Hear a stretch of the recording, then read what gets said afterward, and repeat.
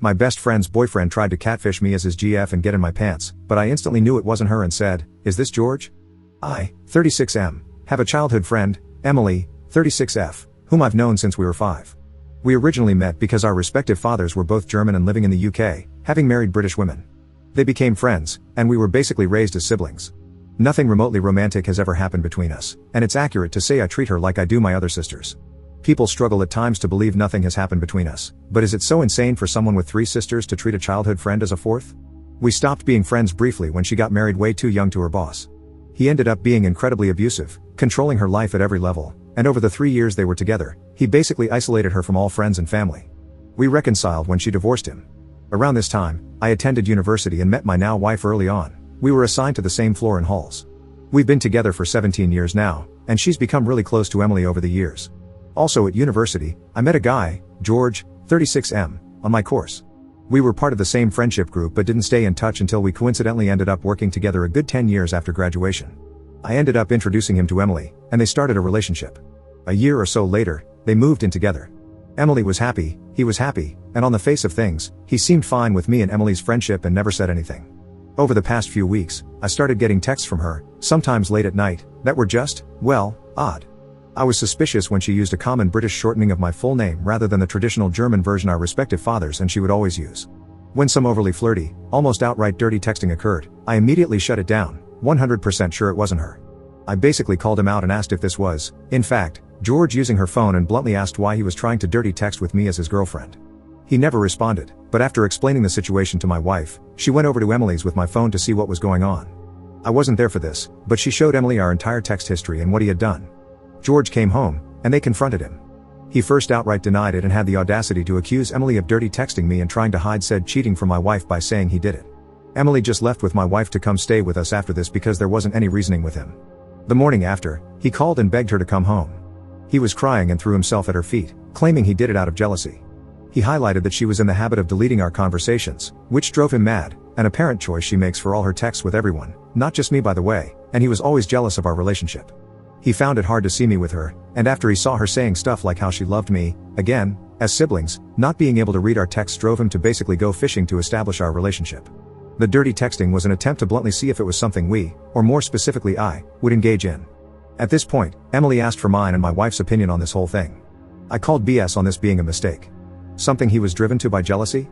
He violated her privacy by going through her phone, risked our friendship by masquerading as her, risked my marriage by trying to bait me into dirty texting a friend, risked Emily and my wife's friendship by making it look like Emily was dirty texting me. The entire thing was a clusterflop. I didn't outright say she should leave him, but I highlighted how dishonest this whole thing was. She eventually went back home, and I didn't hear anything for a few days, but Emily eventually revealed to my wife that she had functionally forgiven him. My wife worked out from the conversation what had happened. He had basically flipped the script on me by playing into fears from her marriage. He described me as another controlling male trying to dictate who she had a relationship with. He encouraged her to make her own decision, not bad advice in theory, but she had to ignore me because I didn't have her best interest at heart. I was controlling her like her ex. My wife quietly pointed out he was, in fact, being like her ex, not me. He was driving a wedge between her and family.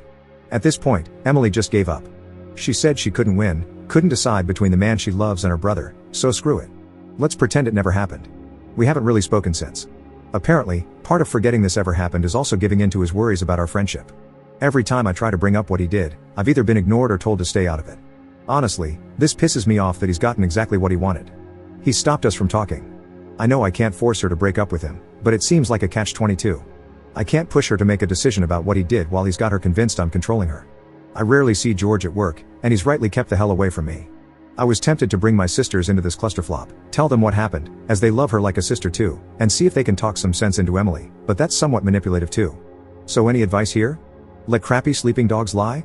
Try to get her to deal with what he did rather than sweeping it under the rug? Update 1. I thought I'd update on my post, as there was a partial resolution and the advice was good. So, I followed the general advice of just leaving the entire situation alone. I agree that any interference from me or my family would be manipulative and controlling, albeit well-meaning. So, I haven't really spoken to Emily since slightly before Christmas, but her mother contacted me a little after New Year to ask if I knew what was going on with her. Emily's cousin back in Germany had contacted her mother, saying she had turned up on her doorstep having flown in from the UK on the 4th after apparently breaking up with George. According to her mother, Emily had come back to our hometown for the holidays. She brought George, and at some point they ran into her ex-husband at the pub. For context, we grew up in a tiny village in the middle of nowhere. There's literally nothing to our village but a pub, a post office, and a small supermarket. Her ex still lives where we grew up. So, this is all information relayed to me via Emily's mother, but apparently at some point George approached Emily's ex-husband and asked for some advice. George is familiar with the story of their relationship and knows how controlling he was, and why they divorced. Somewhat to her ex-husband's credit, he apparently refused to answer any questions and quietly approached Emily's mother to relay what he had been asked. Now, this is according to him, and George denies it, but he said George asked him how to handle me in terms of my friendship with Emily. I've no idea what Emily's ex-husband's motivation was here, but they've been divorced for a decade now, and he hasn't contacted her in this time, so I'm inclined to believe it wasn't further attempts at interfering with her life. Maybe it was actually manipulation. Maybe in the decade since they've divorced he's become a better man, who knows? We're all inclined to believe that is what was asked, despite George denying it, because how else would her ex-husband know he had an issue with me recently? He isn't in contact with anyone who would know about the recent issues. Also, to be honest, the ex never had an issue with me. He saw me as a child, despite being the same age as his then wife, and constantly called me kiddo and asked how school was. It would be a very specific shot in the dark on his part to assume George had an issue with me without George saying so himself. So, her mother told Emily what George had tried to do and pointed out that her boyfriend is now trying to emulate her ex-husband's behavior and encouraged her to confront him over this and also what happened over the last month rather than ignoring it. Nobody was privy to the discussion they had, but he left sometime after it to return to their shared home and she stayed with her mother, saying they had broken up. She stayed with her mother until the day after when she, without any warning, left for Germany. The cousin she's staying with assures us she's relatively fine. She's just overwhelmed and embarrassed she let this happen again.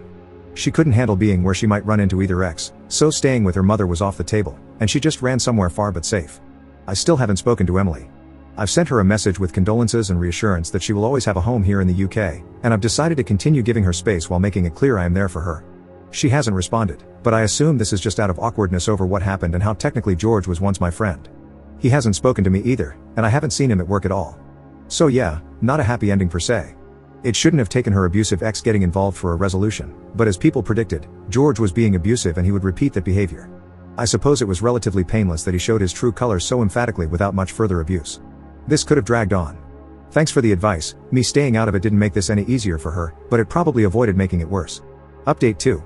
I jumped the horse a little with the previous update, and looking back, I hadn't actually spoken to Emily, and it was all second-hand information. Given this whole thing has now been entirely sorted in the 3 months since it happened, I thought I'd actually give an actual full resolution. So, Emily came back to the UK just before the country was locked down and moved in with us, reluctantly. We grabbed some drinks and played Divinity 2 while we hashed out exactly what went down from her perspective. I apologized for going behind her back and speaking to her mother about it all. Situations like this are never helped by information being relayed through other people, and I asked if she wanted to go through it all from start to finish. Basically, she buried her head in the sand the day she found out he had been trying to dirty text me as her. It was just too much. She couldn't win. She either lost the man she loved and the lifestyle she had, or lost her brother.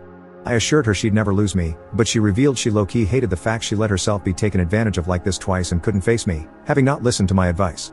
She also mentioned that breaking up with him would inevitably land her on my doorstep for support, and that made her feel bad also, hence escaping to Germany and not talking to me about this. This went deeper, and she opened up about her insecurities, how she regretted never going to university, instead marrying her abusive ex-husband, and how she feels like an accessory to other people's happiness. She saw me and my wife, a power couple, as she put it, and just felt so small by comparison. She did love George, but leaving him would leave her with functionally nothing again, and she couldn't handle that. We talked about this a lot. I revealed I was aware my support of her could be a problem. I was feeling like I had made their relationship awkward by being so involved in her life. It might have been hard for George to feel like her boyfriend while I was there picking up her tabs, doing the DIY, and basically acting like a father coddling his child. I asked if my, with retrospect, financial support of her tied into this feeling of inadequacy, like I was dragging her along for my ride, and she said it was a problem. She felt trapped when the relationship ended because she had no independence or true control. While I would never use my position to control her, she would still be living by someone else's good graces. She felt she needed to stand on her own 2 feet, be her own woman rather than relying on a man, no matter how much she loved and trusted him. That way her decisions would be her own, rather than under some level of duress. In the same way a child wants independence from her parents, she feels she finally needs independence from me. So, we came up with a game plan. Now, the lockdown has obviously made this harder. She is still living with me and my wife currently, but the plan is she's going to go back into education. She was capable of attending university, she had the qualifications but decided not to due to marriage. My financial security was really born of an inheritance I had after my father passed away. I used it to not have to worry about rent during my extended time in education and early career, as I bought a small flat with it that I still own. I've decided to pay it forward and put her in a similar situation by letting her use my flat, which is currently unoccupied because it's only been rented to students due to its proximity to 2 universities. Yes, this is me financially supporting her, but in a strictly limited way. No more covering errant bills, paying for holidays, or footing the bill when we socialize. She will not pay rent, but she will cover all bills on the flat and she moves out the moment she's in work. She didn't love the idea of me owning her home, but I called it my last act as that guy in her life, the pseudo-brother/father/best friend. After this, we'll just be independent siblings/best friends. She will be moving soon. We'll need her room after all since my wife is now 5 months pregnant. Turns out she's been pregnant since late December and all this started. As for George, he swears up and down he never asked the ex-husband to handle me. He claims he asked how to be fine with me. It wasn't seeking advice on how to deal with me, it was seeking advice on how to be fine with me the way her ex-husband was. Could be true, who knows? It's ultimately irrelevant. Though we recently found out George moved a girlfriend into the house he and Emily used to share, and here's the kicker, it's a longtime friend. Emily is fairly certain he never cheated on her, but she laughed out loud when she found out he's romantically living together with a longtime friend 3 months after the breakup. The dude's insecurity was likely born of his own feelings for a friend. He was getting close with a girl he was friends with, so he projected that onto me and Emily.